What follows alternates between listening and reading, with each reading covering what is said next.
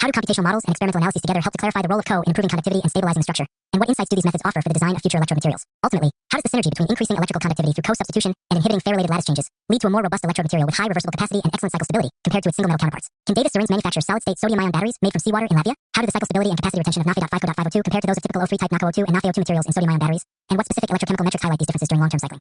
What underlying differences in crystal structure and chemical composition contribute to the observed variations in cycle performance among these materials? And how does the partial substitution of Fe by Co in Na.5Co.502 enhance its overall performance relative to the single metal systems? How does the interplay between the redox couples, such as Fe superscript 3/Fe and Co superscript 3/Co, in Na.5Co.502 impact the reversibility of the electrochemical reactions? And in what way does this mixed metal configuration help mitigate issues like phase transitions or structural degradation that are more pronounced in NaCO2 and NaFeO2? In what ways do operational parameters, such as cutoff voltage, current rate, for example, 1C, and testing temperature, affect the cycle performance of these layered oxide cathode materials? And how might these factors differentially influence Na.5Co.502 compared to its NaCO02 and NaFeO2 counterparts? What experimental techniques, like cyclic voltammetry, charge-discharge cycling, or in situ structural characterization, have been used to evaluate their cycle performance, and which key performance indicators, such as Coulombic efficiency and capacity fade, most clearly differentiate the behavior of these materials? How do the conduction properties, including both ionic and electronic conductivity, vary among Na.5Co.502, O3 type NaCO02, and NaFeO2, and what effect do these properties have on their long-term cycling stability? How might theoretical models or computational simulations help explain the mechanisms behind the improved cycle performance in the mixed metal Na.5Co.502, particularly in relation to the suppression of Fe migration and the stabilization of the lattice structure?